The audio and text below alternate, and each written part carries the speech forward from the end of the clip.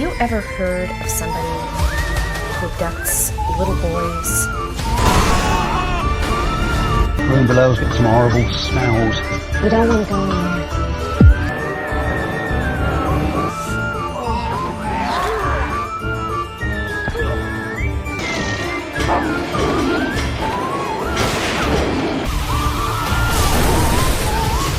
What are you doing? Complimentary room service.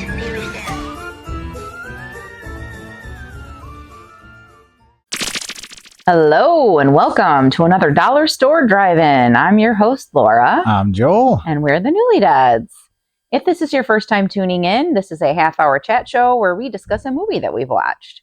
If this is not your first time tuning in, welcome back. We also upload this as a podcast, so you can listen to this on Spotify. Sometimes it might be aired somewhere else, but I usually upload it to Spotify, so I'm not sure where it goes after that. But this is a visual show, so if you are listening, we highly recommend that you find us on our website, which is thenewlydads.com.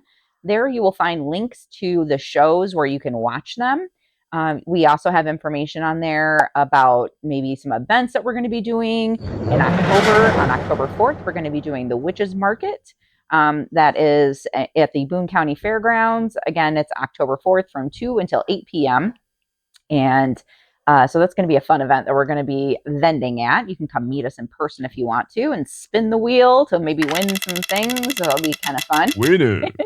And then, Mr. Newly Dead also does a lot of unboxing videos. He writes blog posts, all sorts of different things like that to kind of just fill out the website. So there's a lot of information on there about that. So again, check us out. That's the best way to do it. And if you want to contact us for any reason, you can also email us at contact@thenewlydads.com. We do have a little guest host today. For some reason, he wanted to sit on my lap. This is Bailey. So hi, Bailey. I'm sure later he'll probably jump over to Papa's lap over here because he likes Papa. He even kind of perked up his ears a little bit when I said that, which is very cute. But again, this is a half-hour chat show where we discuss a movie that we've watched. And this week, we watched a movie called Hangman. This movie definitely follows the same criteria as all of the other movies that we watch. And that criteria is that it needs to be under $5. It needs to be a horror, thriller, or sci-fi genre movie. And it needs to be a movie that neither of us have ever seen before. So, Hangman, did we get this at Toad Hall? This seems like a Toad Hall one. It's a Blu-ray, so yeah, I want to say that's where it was. I'm pretty sure. Probably got 2015. it at Toad Hall. We usually get most of our movies out and about. Sometimes people gift them to us, or sometimes people send them to us, which is always fun.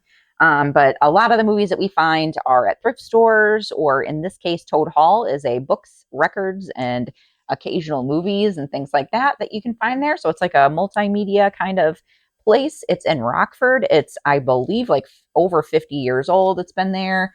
It's a really cool place if you get a chance to come to Rockford and check it out.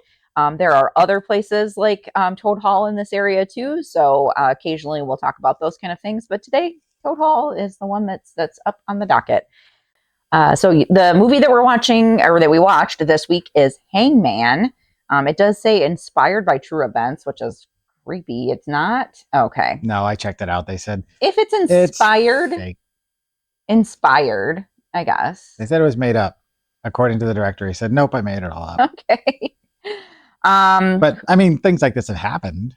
But so maybe maybe they saw something planted a seed. And so that's why it inspired by. But it's not specifically inspired by a specific direct source. Yeah. Gotcha. On the front it says, "Who you fear is already inside." Terrifying, says Jeremy O from arrowinthehead.com. Hangman is it? Yeah. Hangman is truly creepy, says Scott Weinberg from the horror show TV/Nerdist. Oh, the Nerdist. Yeah. Yep. And an effective creepy spin on found footage horror, says Dennis Harvey from Variety. Those are all three reputable sources. Great sources. All right. So I'm going to read the synopsis and then we will get on with the show. In this chilling found footage style horror film, a masked man breaks into a family's home and unknowingly takes refuge in their attic.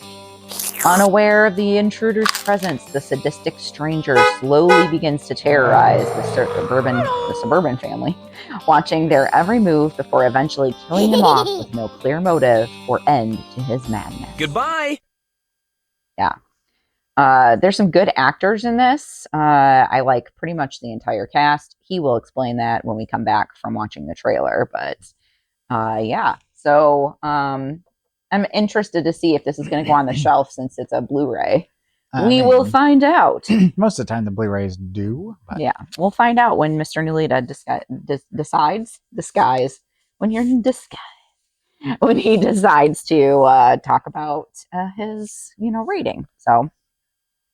All right. We're going to watch the trailer.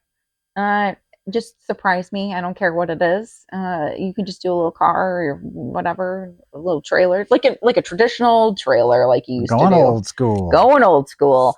But we're going to watch the trailer with you guys because we have not watched this. We're watching it live with you on Wednesday night, if it is Wednesday night and it's being uploaded. And we'll be right back. So stay tuned. So, Dad, where are we going? Your mom.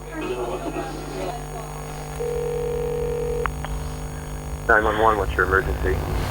I think there's someone in our house.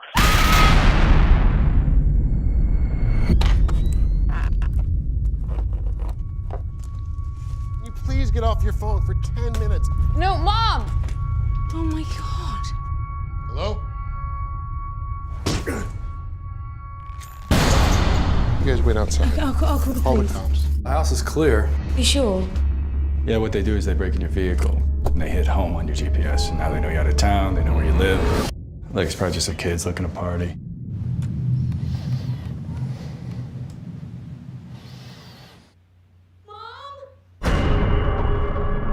I'm a bit freaked out here on my own. Do you think maybe we should stay in a hotel? Maybe you're just freaking yourself out.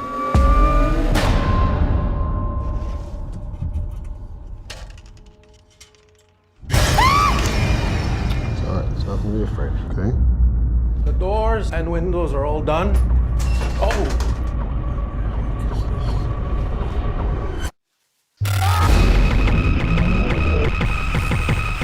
Stop it for a second.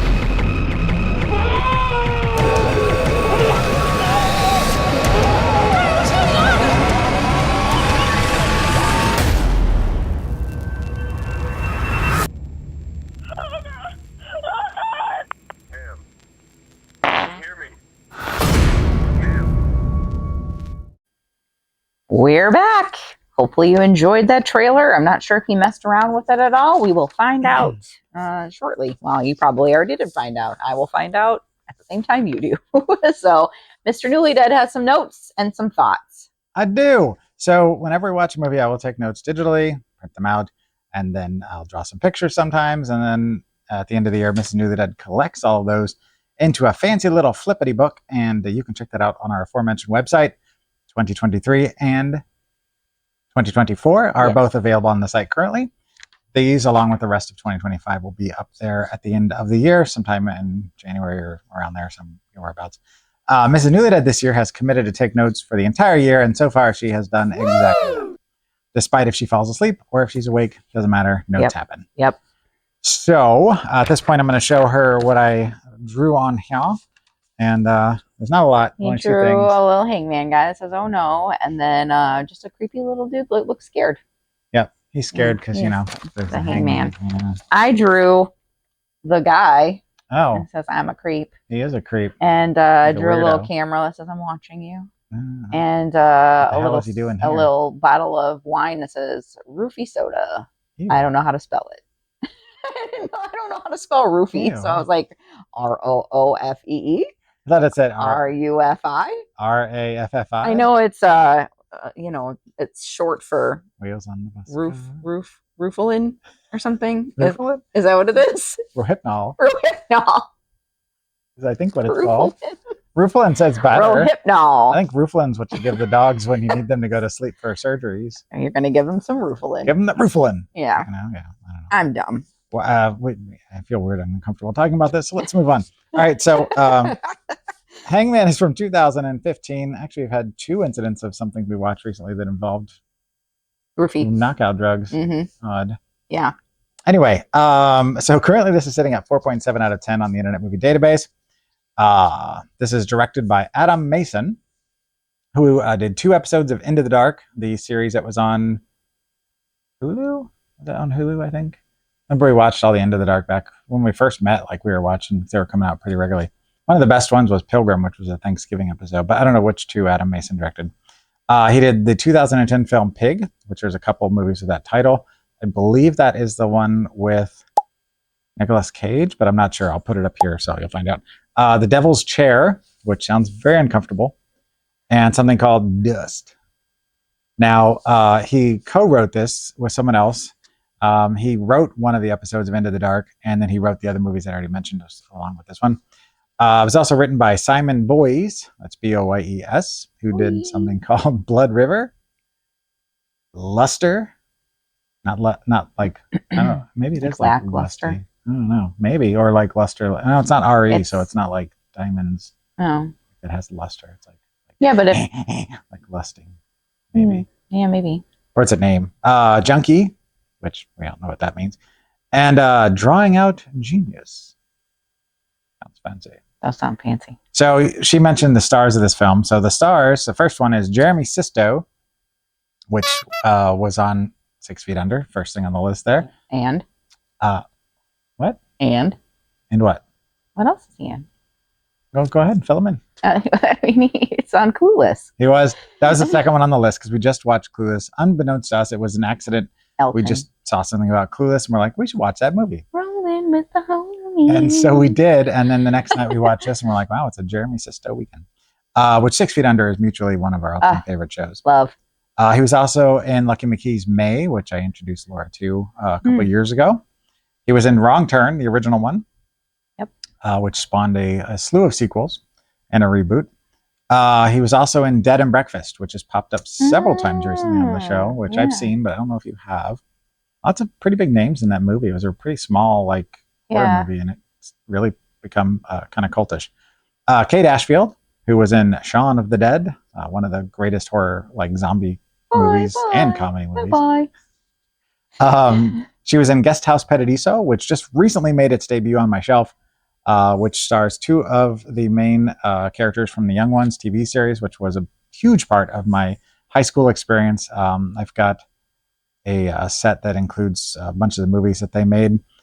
The actual series has not been released on Blu-ray in the States as far as I know, but when it does, it'll be joined. And he was in something called Killing Hitler, or she was something called Killing Hitler, which sounds like a good idea. This also stars Amy Smart in a very small role. Tiny. Can't even really see her. She's very small. She was in Starship Troopers, which comes up a lot in the show. Crank, which is the Jason Statham insanity movie. Just Friends, which Crank, Starship Troopers, and Just Friends are all on the shelf behind us. Just Friends is such a good movie. I don't know if it'll hold up because, the whole fat suit thing, which is not really the greatest look these days. Yeah. But so I still love Ryan Reynolds. I mean, who doesn't? He's charming. Strangeland, which is one of my least favorite horror films of all time. Ugh, Dee Snider should not have made that movie. It's just gross. And I don't mind extreme cinema, but that one just for some reason made me feel like I had to take 6 or 8 showers. Not your cup of tea. No. And Mirrors, which was the Alexander Aja, one of his first American films, Kiefer Sutherland, and spawned a sequel. Not the greatest movie, but it was interesting concept.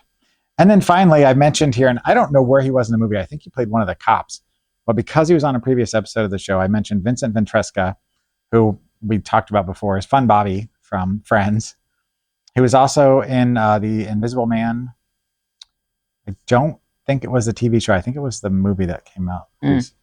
I'll put it up here. It might have been the TV show, the newer one. He was in Dead and Breakfast as well. Oh. See what I did there? Yeah. Tied it together. All tied together. And 6 degrees of Tearing my system. The movie we just watched, like, I don't know, a couple months ago, Larva. Oh, He yeah. was the star of I Larva. know. Yep. Yeah, that's what brought him to Yeah. light with I'm us. like, why am I saying oh? I'm like, I knew he was. 'Cause You were we there. watched it. I You was saw it. there. That was a decent little movie, actually. Yeah. I didn't hate it. Well, of course, William Forsythe can't go wrong. All right. So one thing I want to mention before we dig into this, after the end of every episode, I throw a stinger in. So stick around after the credits because there is just a little bit more show. Sometimes it's like instantaneous. Sometimes it's a like 3-minute clip. So go back, watch all the old episodes, and They're funny. you'll be surprised at how many there are. There in the first couple episodes, there may not have been. I don't remember, but He's very intentional about what he puts at the end. So it's not usually just like some rando kind of thing. Like he's very intentional and like does a lot of like work to, make the show great. He does all of our editing. So Shocker, yeah, surprise. it's appreciated very, very, very much by me. Well, thanks. Mm. But yeah, sometimes there's some serious things. Sometimes there's things like last week's episode. There was a question that was posed to us by a couple of fans of the show, and I answered it with the stinger in an entertaining way. I hope it was entertaining.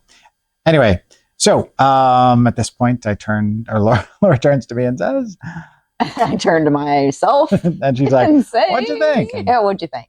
And then she starts talking. Yeah. So as she mentioned, this is a found footage film. They mentioned that it's kind of a clever take on the found footage genre. I feel like just the basic plot itself lent itself well to the format because the main killer, which they show him doing his thing for just a split second in the opening, just to kind of set the stage.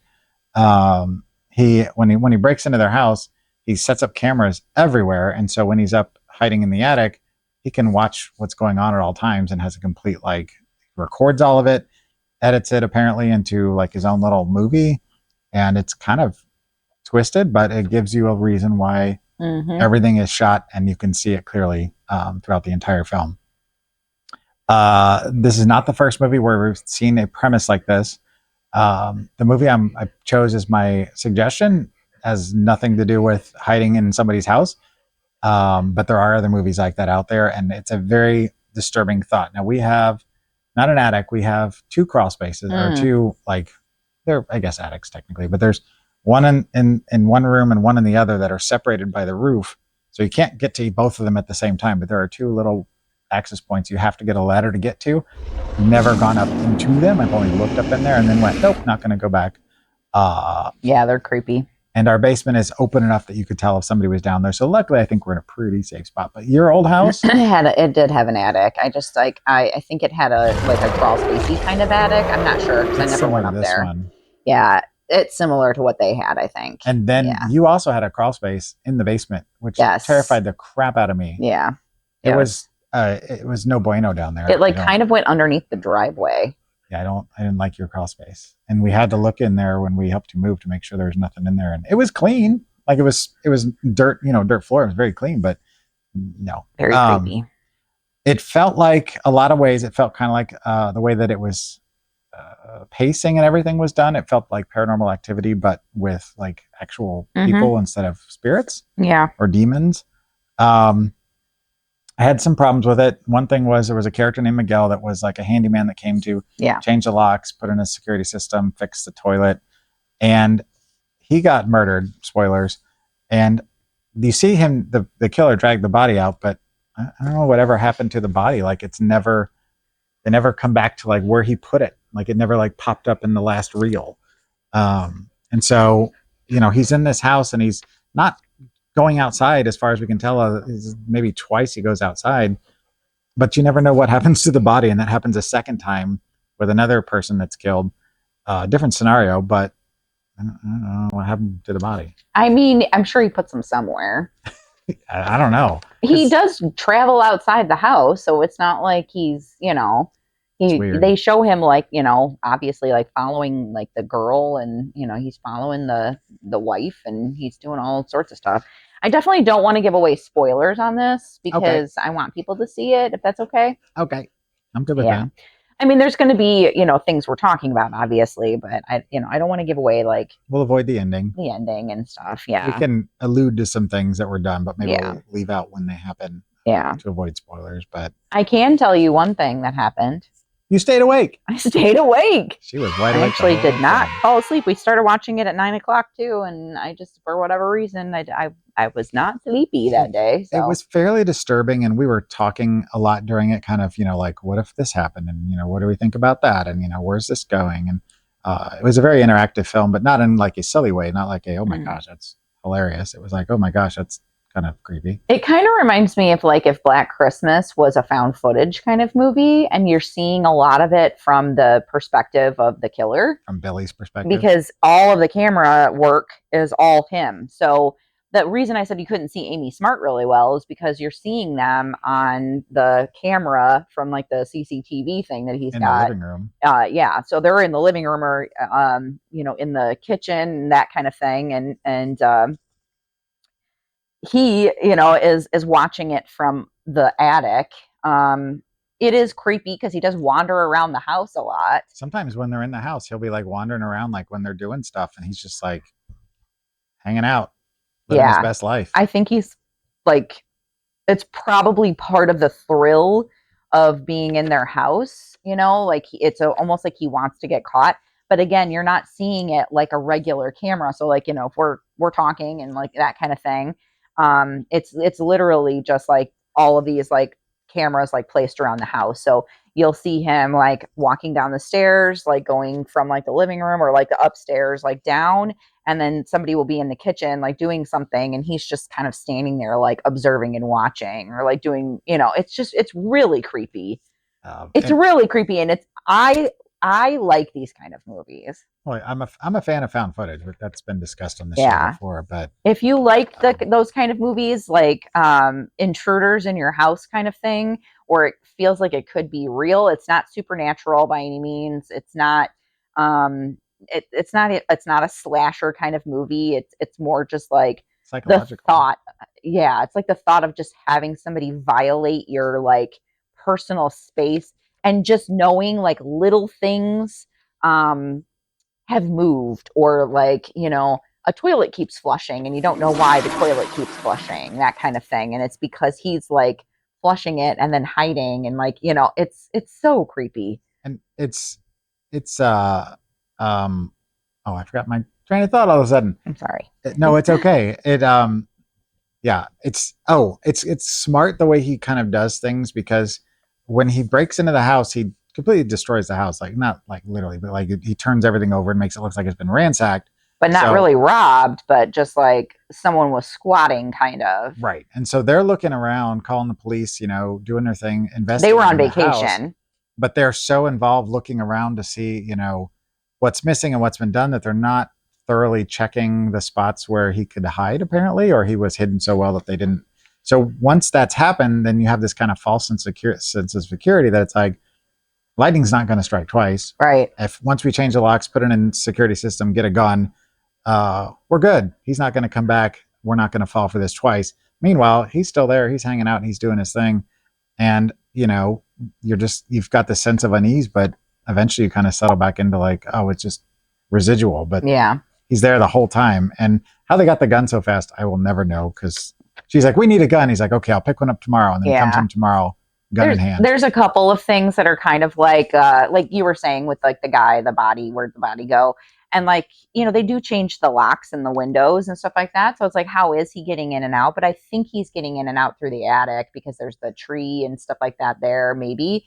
Plus he could, if he goes out, during the daytime, he can leave a door unlocked and they wouldn't know unless they checked. Or he could have house. taken somebody's key that was still there. If they had an extra key, like I'm sure there's probably ways that he could get in and out. Plus he, realized like the code to the gun safe. He heard them say it, so he would know what the code is. Yeah.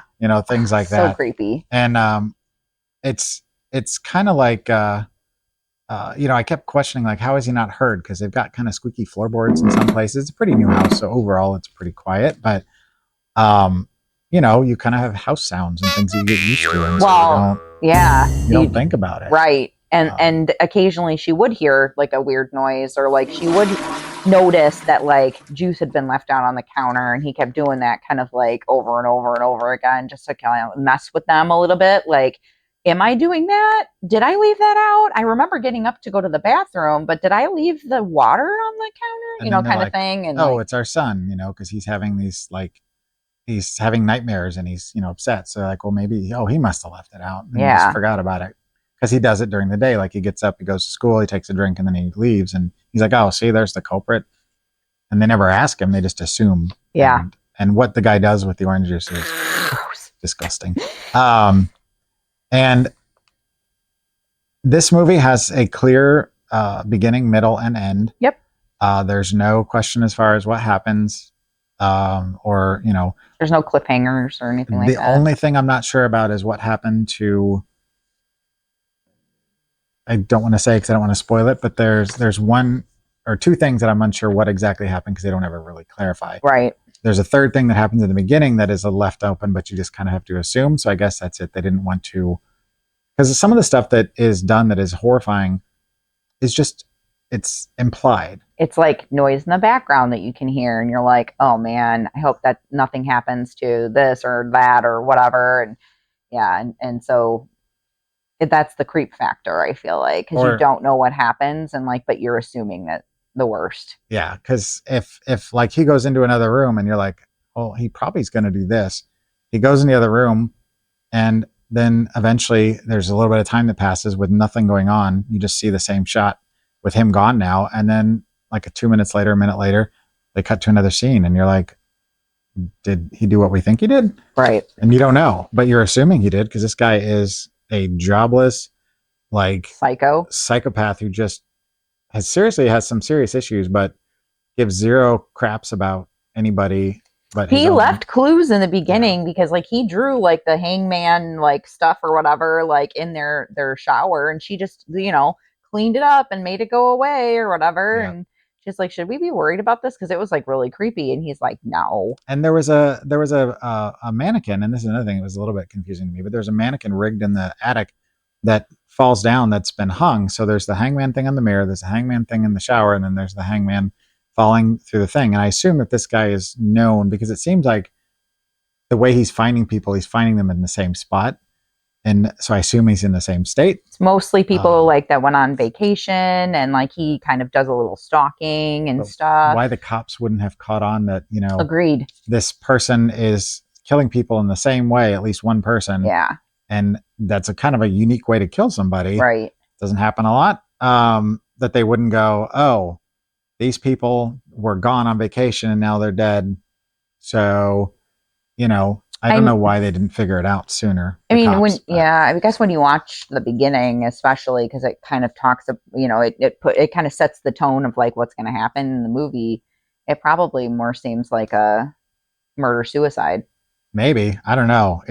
That's why, like, you know, hanging. You know, he's always got gloves on. He's always got, when he's doing some of the stuff, he's got like a full suit on that's taped up to the gloves, and he's got a mask on. So fibers and things like that. He's usually not wearing shoes, or he's got, you know, he's very smart about not leaving much of himself behind. And some of the things he does, you know, it's been a week. They don't give it. That's one thing I was going to say was there's not real clear how much time he's living there, but there's enough time that passes that if there was trace evidence of something, it's probably gone by that point.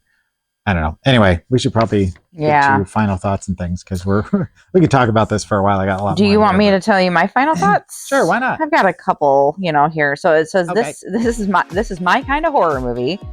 These kind creep me the hell out. It's very effective, but I feel like it dragged a little bit. Some parts are a little bit of a stretch, but I said if you like movies like Black Christmas, you'll dig this.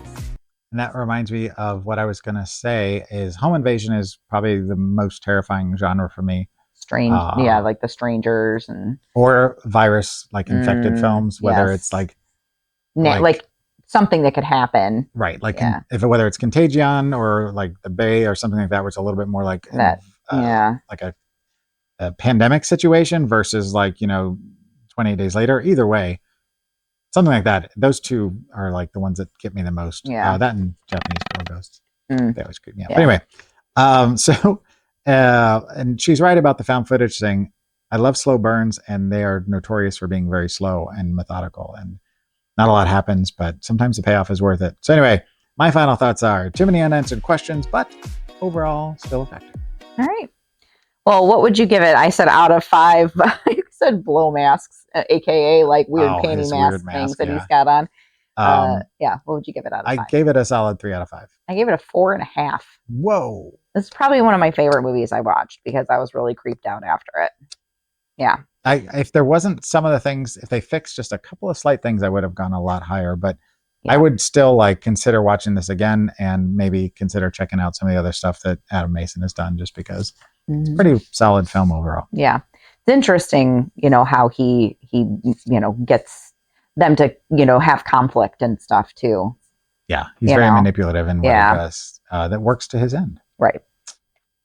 All right. So if they don't want to watch this movie, what should they watch? So I had one initial suggestion, and I was going to roll with it, and I'll save it for another time in case you do another home invasion movie at some point, because it is a nice suggestion. But this felt a lot more to me like 2014's Creep, which then became Creep 2, which then became the Creep Tapes, Yep. which was a series. Mark Duplass and Jay Duplass made a found footage film with Patrick Bryce, and it is very much like this. It's very effective. The ending is kind of what made me feel like it was a spiritual successor or vice versa. Yeah. So actually Creep was a year before. But anyway, if you've not seen Creep and you want to be creeped out, they're on Shudder, I believe. And Yeah, they're good. highly recommended. All right. What are we watching next week? Oh, yeah. Forgot about that. We're hitting up this one for the first time. We're watching not the first film, 'cause you've already seen it. We're watching the second film. Gore House Greats Collection. I believe this was also from Toad Hall. Yeah.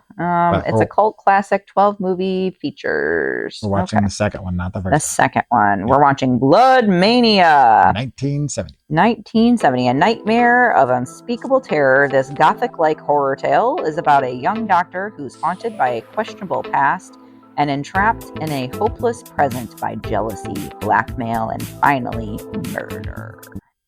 That sounds good. Yeah. And the first one, I was like, oh, wait, I've already seen this.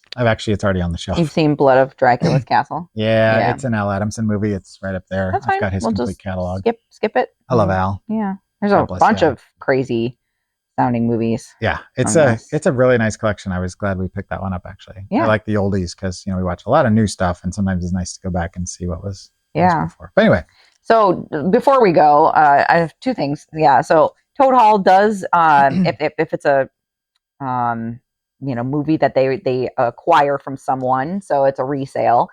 They do clean the discs very nicely for you, so that is one plus to get it at Toad Hall. And my second question is for you: is this going on the shelf? Yeah. All right. yeah, most of the Blu-rays have so far. I don't Okay. think there's any of them that haven't. And yeah, they buy quality stuff. I've not had anything there yet that I wasn't like impressed with. Yeah. What we got. All right. Well, And it's inexpensive. So Yeah. Thank you so much for watching, and until next week. keep it cheap and so creepy. Bye. Doesn't mean you go chasing the dead. It may be your robot, but it's my house. I want to get a close look at these sharks. Sounds dangerous. Well, I'll be careful.